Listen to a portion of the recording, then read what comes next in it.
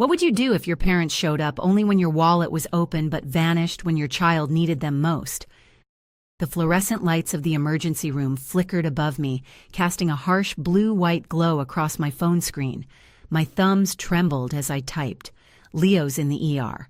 Doctor thinks it's a broken wrist. Can one of you come?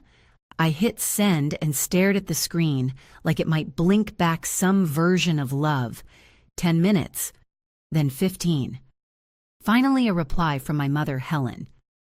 We're at Melissa's promotion dinner. Can't you handle it yourself? He's probably just being dramatic again. Dramatic. Again. My 10-year-old son's arm was bent in a way no arm should bend.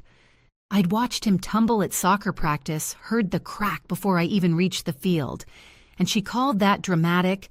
I felt something shift. Not snap snap was too clean. This was more like a quiet, devastating crack that had been forming for years and had finally reached the breaking point.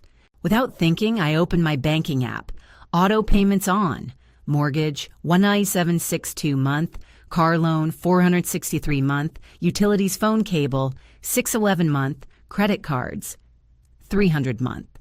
All under my name set up years ago when they'd said they just needed a little help. Toggle off, off, off, off. 4 taps. That was it. 4 taps to reclaim a decade of stolen peace. My name is Rachel Donovan. I'm 35, a financial analyst, a single mother, and until that moment, I had been the unpaid life insurance policy for 2 people who only remembered I existed when a bill came due. But the truth, it didn't start in that ER. It started 3 days earlier in the house I grew up in. The house where every hallway photo was a shrine to Melissa, the golden child. There was one of her graduating from Duke, another from her wedding in Napa, a baby photo of her daughter in a custom onesie that read, Miracle Number 2. No photos of me, not one. No UCLA scholarship photo. No framed certificate from when I bought my first house alone after the divorce. Nothing from Leo's birth. Just Melissa, and more Melissa. I swallowed the tightness in my chest the same way I always did. Rachel, is that you? Come help me with the dishes my mother called from the kitchen. It was like a reflex, like my body belonged more to her expectations than to me. I didn't come here to help. I came to finally set boundaries. But old habits, they sink their teeth in deep. And so I walked in anyway. The kitchen smelled like rosemary and salmon puffs, Melissa's favorites. My mom, in the silk blouse I bought her last Christmas, was arranging appetizers for her daughter's promotion dinner. Can you finish these while I get ready? She asked, already half out of the room. Your father got the wrong crackers. Melissa likes sesame not plain. Of course she did. I nodded, automatically took over. Same kitchen, same script, same silence around my life. My phone buzzed a text from Susan, my ex-mother-in-law. Did you tell them yet? Not yet. How do you tell your parents you're done supporting them? How do you say I'm done being your safety net when you've never even felt like their child? The front door slammed. Heavy footsteps. My dad, Walter. Rachel, he muttered, barely making eye contact. Where's your mother? She's getting ready. Melissa will be here soon. He nodded, disappeared into the living room, never asking why I was there, never saying it was nice to see me. I placed the last sesame cracker onto the tray and felt that old wound open again, the wound of being needed, but never wanted. When I got the job offer at one of the top financial firms in Dallas, they didn't even call. When Leo was born, they stayed for 14 minutes. My mom held him like he was someone else's baby, said he looks like Kyle, as if that explained why she felt nothing. 6 months ago, things changed on the surface. Suddenly they were texting weekly, inviting me to dinner, asking to babysit. I thought maybe they're finally showing up. But last week I learned the truth. They were falling behind. Mortgage, repairs, credit cards, retirement fund barely touched. They didn't want us. They wanted my money. My mom re-entered the kitchen, still glowing from the bathroom. Lights, hair, pinned just so. Did you finish the appetizers? She asked, eyeing the tray like it was the most important thing in the world. I did. I slid the tray toward her. But we need to talk. Her smile cracked. "Can it wait until after the celebration?" "No," I said, voice firmer than I expected. "I'm stopping all financial support."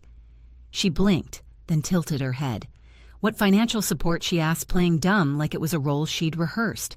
"The car loan, the house repairs, the vacation you said you won but used my credit card for. All of it. I've canceled everything." Her face lost color. "But after all we've done for you." There it was, the line, the trap. I let out a soft, bitter laugh. "What exactly have you done for me? We raised you. We made sure you had food. That's the bare minimum," I snapped. "When Kyle left, who helped me? When Leo was sick, when I got promoted, did either of you even say congratulations?" She opened her mouth, but no sound came. Dad entered, confused. "What's going on?" "Rachel says she's cutting us off," Helen replied quickly. "After everything we've done." He frowned, then said the one thing that sealed it all. "Is this about that text?" "We already explained we couldn't leave Melissa's dinner. I was in surgery. Alone. My son was at after school. Care scared waiting. And they were plating shrimp for Melissa. I'm done," I said. "No more money, no more pretending. You don't get to use me when it's convenient. Your father's medication, ask Melissa." I interrupted. "She's the miracle. She can carry you now." Just then, Melissa's voice echoed from the front hallway. "Mom, Dad, I brought champagne." I grabbed my purse. "Rachel, wait." Helen's voice was shaky, desperate. "You can't do this to us." But I could, and I was. I walked past Melissa in the hallway. She looked genuinely surprised. "I didn't know you were coming to my celebration." I wasn't. I smiled, tight-lipped, weary. I came to take back the last bit of care I had for people who never really saw me. "Congrats on the promotion," I added before walking out the door.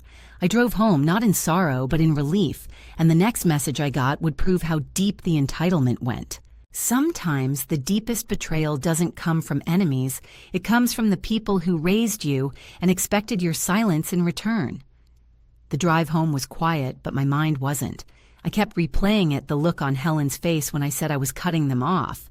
Not hurt, not surprised, threatened, like she'd lost control of a pawn she didn't know had woken up.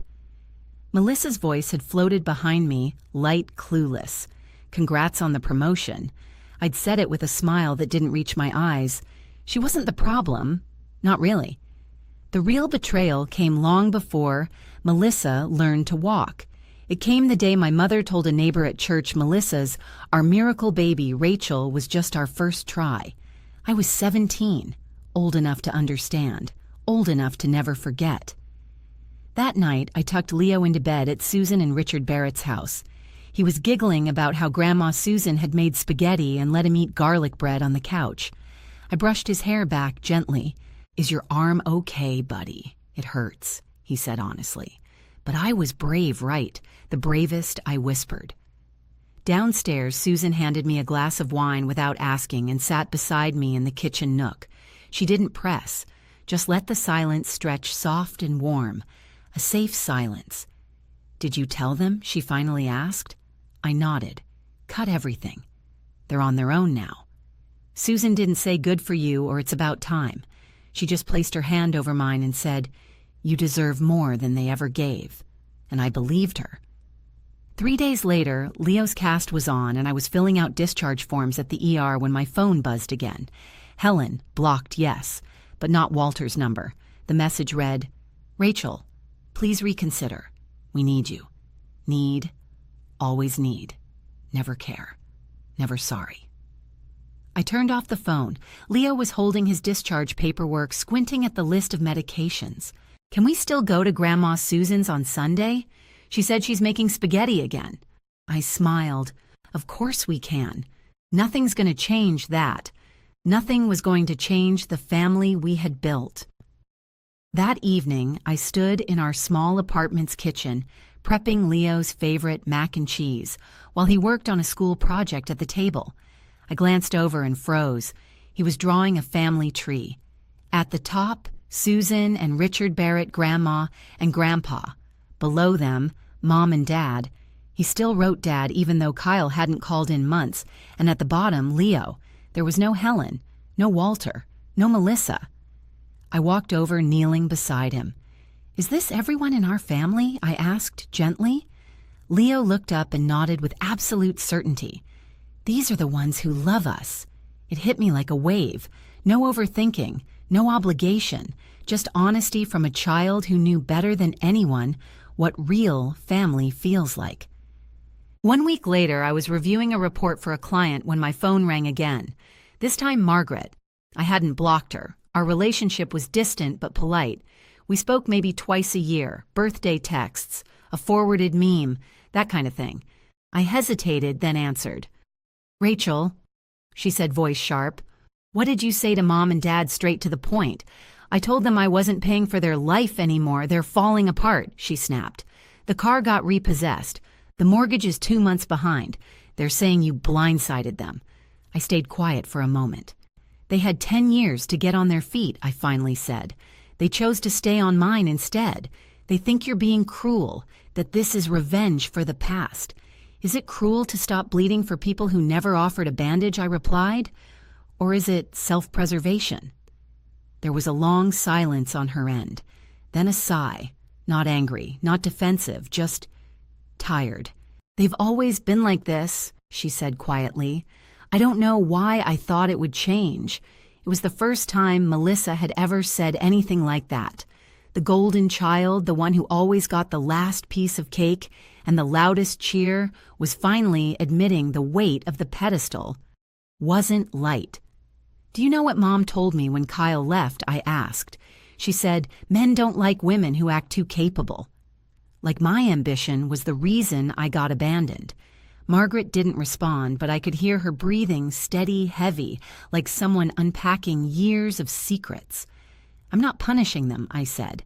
I'm just done pretending we're something we're not. Another pause. Good for you, she whispered. And for the first time in my life, I think she meant it. After we hung up, I stood in the middle of my living room watching Leo build a Lego helicopter on the floor. Something had shifted. Not just in me, but maybe in Melissa too. Maybe being the favorite child came with its own chains. Maybe we were both molded into versions of ourselves that served our parents, not ourselves. I used to believe love had to be earned, that if I just gave enough money, time, help, I'd finally be seen. But all it did was make me invisible. I thought walking away would hurt, but the only thing I felt was lighter. After that call with Melissa, I expected the silence. But even silence has a sound when it's coming from people who once rang you 3 times a week to ask for just a small transfer to cover the light bill. A week passed, then 2. No calls, no texts, just nothing. I kept waiting for the guilt to creep in. For that old reflex, the one where I'd second-guess myself, ask if I was being too harsh. But it didn't come. Instead, something else bloomed in its place. Relief. For the first time in years, I wasn't tethered to their problems. I didn't flinch every time my phone buzzed. I didn't have to open my banking app with dread. I could breathe. I could be a mother, not a wallet with a pulse. And Leo, he was thriving. He and Susan had started their Sunday tradition pasta night board games, backyard soccer with Richard. There was laughter in our lives again, not performative laughter, not the kind you force at a family dinner to keep the peace. Real joy, the kind that costs nothing and means everything. But then on a rainy Tuesday afternoon, my phone rang again. Unknown number. I didn't recognize it. But something in me knew before I answered. Rachel, came the voice. Helen's brittle and direct. We need to talk about this situation. The audacity. The situation, I echoed. The financial situation, she said crisply, like we were in a board meeting and not talking about the 10-year emotional pyramid scheme she'd run on me. There's nothing to discuss. There was a pause. Then her voice dipped into something bitter. Melissa won't help us. She says we need to learn to manage our own money. The car got taken away yesterday. The mortgage is behind. I almost laughed, not because I found it funny, but because I could see it so clearly now. They'd spent their whole lives managing appearances, not responsibilities. And now, when the facade cracked, they were shocked no one wanted to fund the illusion. I'm sorry to hear that, I said, and I meant it. Not because I felt guilty, but because a small part of me still mourned the parents I wished they had been. "You can't just leave us like this," she hissed.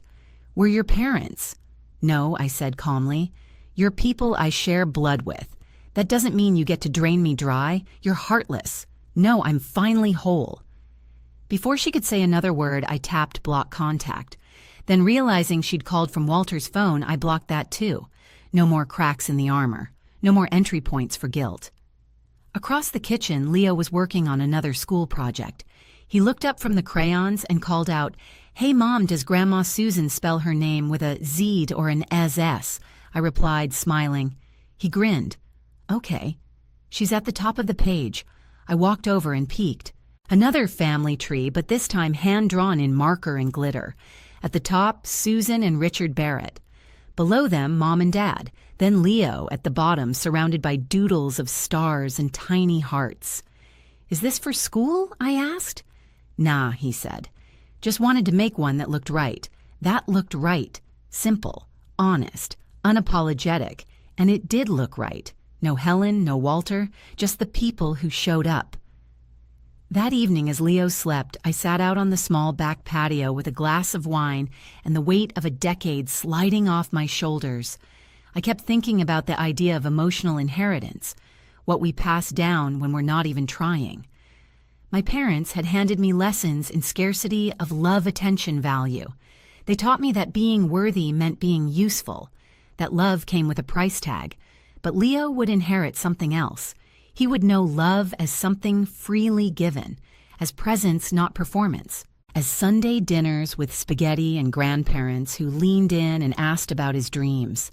That was the legacy I was building now. 3 weeks after that call, Melissa texted me again. "Did they reach out to you?" "Yeah," I replied. I blocked them. Another pause. Then I think I might do the same. I stared at the message for a long time, because something about it made me sad, not because Melissa was hurting, but because it confirmed what I'd always feared: we were both just tools in a family system built on guilt and expectation. Maybe she had felt the weight of being the favorite just as much as I had felt the weight of being the forgotten. Later that night, I found a box in my closet. Inside were old photos, trophies, certificates, a dusty envelope labeled UCLA Acceptance, the proof that I had tried, that I had succeeded, that I had once begged for their pride in paper form, and they'd never framed a single one. I almost threw them out. But then I thought maybe I'll show them to Leo one day, not to prove anything, but to say I did this, even when no one clapped for me, because now I didn't need applause. I had peace. My childhood had been filled with conditional love, but now I was rewriting the story for the next generation, and I was just getting started. I used to believe that love had to be earned, that if I just gave enough, they'd finally see me. But all it did was make me invisible. It happened on a Tuesday morning while pouring cereal. Leo looked up from the kitchen table and said, "Mom, do you think people can choose their family?" I paused the carton in my hand, hovering above his bowl. I think I said slowly, "The ones who show up again and again, that's your real family." He nodded, satisfied. "Then Grandma Susan's my real grandma, right? Even if she's not blood?" "Absolutely," I said, and I meant it with every piece of my heart. That conversation echoed in my mind all day, while I commuted to work, while I ran spreadsheets and presented to clients, while I sat in traffic staring at the red taillights stretching ahead, because that was the moment I realized I had stopped grieving what I never had. My parents had built a version of love I'd contorted myself to fit transactional, conditional, performative. But I was done contorting. The next weekend, Leo had a soccer game. He wasn't the fastest on the field. He didn't score the most goals, but he beamed every time he glanced at the sidelines. Susan and Richard chairs, unfolded thermoses in hand, cheering his name like he was playing in the World Cup. And me, I stood there too, watching my son experience a kind of belonging I'd spent 35 years chasing. Later that day, while folding laundry, I got a call from a number I didn't recognize. It was a woman from the bank. "Hi, Ms. Donovan. We're calling to confirm the discontinuation of the mortgage auto pay linked to the Donovans' property. Walter and Helen are inquiring why the payment didn't process." I sighed. I removed myself from that arrangement. They'll need to handle it directly. The banker hesitated, then lowered her voice. "Understood." They seemed confused. Of course they were. Confused that the well had finally dried up, but I didn't owe them clarity. I owed myself closure. I hung up and looked around my apartment. It wasn't fancy. It wasn't what you'd see on a lifestyle blog, but it was clean, safe, ours. The walls were filled with Leo's drawings and photos of us at the zoo, the beach, the park, evidence of a life built on presence, not pressure. That evening, Leo pulled out his glittery family tree again. This time he had drawn Susan and Richard in capes. "Why capes?" I asked. He grinned. "Because they're superheroes." I laughed. "What about me, no cape?" He looked thoughtful. "You don't need one. You're already strong." That night, after he fell asleep, I stood at the window with a cup of tea and thought about strength. It wasn't just in refusing to answer their calls. It was in every bill I paid alone, every doctor's appointment I handled, every moment I sat in silence, swallowed my pain, and kept going anyway. And now, for the first time, I wasn't doing it to prove anything. I was doing it because I deserved a peaceful life, because Leo deserved a mother who wasn't bleeding herself dry for people who couldn't say thank you. 3 weeks after I cut the financial cord, my old high school friend Tessa invited me to speak on a finance panel for working moms. I almost said no. Who would want to hear my story?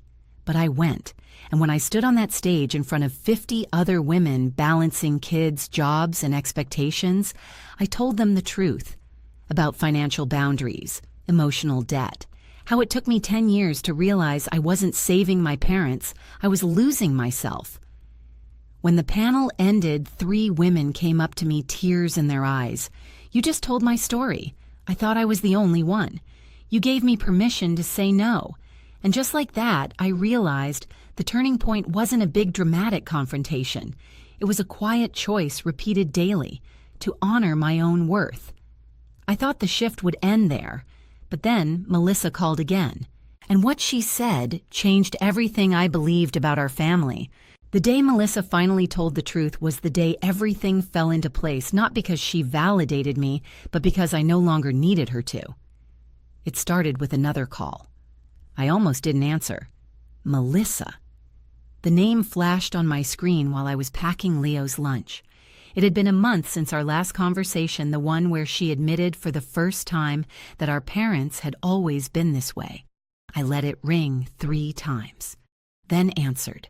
"Hey." Her voice came through the line tighter than usual, not combative, hollow.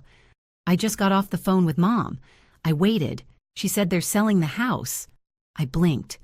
"Seriously," she said they have no choice, missed another mortgage payment. The bank sent a final notice. I sank onto a kitchen stool. "They're blaming me," Melissa added after a pause. "Said I abandoned them, that I let you poison the family." There it was. Even after everything, they couldn't take responsibility. 2 daughters. One cut them off. The other wouldn't bail them out. And instead of looking in the mirror, they reached for a scapegoat. I expected Melissa to defend them. She didn't. "I told them I was done," she said quietly. "I said I've spent my whole life trying to be their everything, and now I can't even remember who I am without them telling me who to be." I stared out the window, stunned into silence. "I'm not asking for anything," she said quickly. "I just thought you should know." That's when I realized what this call really was. It wasn't a warning. It wasn't a confession. It was a surrender. The golden child had stepped off the pedestal. "You know, I said slowly when we were kids, I used to wonder what it would be like to be you, the favorite." Melissa gave a soft, humorless laugh. "It's not what you think. It's just a different kind of leash." I nodded, even though she couldn't see me. "I'm not mad anymore," I admitted. "You didn't ask for that role, and I didn't ask for mine. We both just played the parts they gave us." There was a pause, then almost a whisper. I wish I had stood up for you more. It was the closest thing to an apology I'd ever heard from her. I wish I had stood up for me more, I replied. We were quiet again, and for once the silence didn't hurt. After we hung up, I sat at the kitchen table long after Leo had gone to bed, letting the stillness settle over me. I wasn't angry anymore. I wasn't waiting for closure. I wasn't looking for them to change. I was simply free. Later that week, I received a certified letter in the mail from a lawyer representing my parents. My heart thudded as I slit the envelope open. Inside was a request for mediation, not an apology, not an olive branch, a business transaction. They wanted me to reconsider financial obligations based on previous, informal support agreements. I read the letter 3 times. It was laughable. But more than that, it was revealing. Even now, with everything stripped bare, they still saw me as a resource, not a daughter, not a person, a line item in a spreadsheet. I walked over to my filing cabinet, pulled out a folder labeled Donovan, Paid Accounts, and stapled the letter to the front. Then I typed up a response. I owe you nothing. Any perceived obligation expired the moment you treated my child like a burden and my support like entitlement. Please direct future communication through legal counsel. Rachel Donovan, simple, sharp, done. That night, Leo and I watched a movie on the couch. His arm was healing, his cast now covered in doodles and signatures. He leaned against me, giggling at the cartoon. Halfway through, he paused and looked up. Mom, yeah. Why don't we ever visit the other grandma and grandpa? I swallowed. They made some choices that weren't very kind, I said carefully. And sometimes when people hurt us over and over, the kindest thing we can do for them and for us is walk away. He nodded thoughtfully. Grandma Susan never hurts me, he said. She just makes spaghetti and hugs good. I smiled, kissed the top of his head. She's the real deal, huh? The best, he said. And that was it. No more questions, no confusion, just the simple understanding of a child who knew the difference between presence and pretense. It took me decades to understand love wasn't about earning a place, it was about being safe where you stood. And the final chapter of this story would be mine to write. Some inherit money, others inherit trauma, but the greatest legacy is the one we choose to pass down. 6 months after I cut them off, the silence from Helen and Walter was complete. No more phone calls, no more guilt-laced texts, no more passive-aggressive voicemails asking if I even remembered who raised me. And yet for the first time in my life, I felt deeply remembered, not by them, but by myself, by the version of me I had spent decades ignoring, the one who had learned to swallow her voice to walk on eggshells for love that never came to budget affection like a line item. She was finally speaking, and I was finally listening. Leo's cast came off in early spring. He held up his arm proudly, flexing his fingers like a superhero testing new powers. I watched him from the clinic chair, blinking back tears, not because I was sad, but because I could finally see what I had built. A child who was growing up without the weight I'd carried. A boy who knew that love wasn't about performance, who didn't have to become someone else to earn space at the table, who would never sit in the dark waiting for a reply that never came. He was free, and that meant I was too. That weekend, Susan and Richard hosted their usual Sunday dinner. The smell of garlic and tomato sauce greeted us at the door. Leo ran inside straight into Susan's arms. Richard handed me a glass of wine before I even put my purse down. Home. After dinner, Susan brought out an old photo album. Not one of bloodlines or baby books, but one she had started herself, full of moments that mattered. Leo's first soccer game. Our first Thanksgiving with them. The night we all carved pumpkins and Susan fell asleep with orange frosting on her nose. These are our memories, she said softly. Not because we had to, but because we wanted to. I swallowed hard. Wanted to. Those words echoed louder than any apology Helen could have given. Later that night, after Leo fell asleep with marinara on his shirt and a smile on his face, I stepped onto the back porch with Richard. He looked out at the yard hands in his pockets. You know, he said you're doing a damn good job. I blinked. What makes you say that?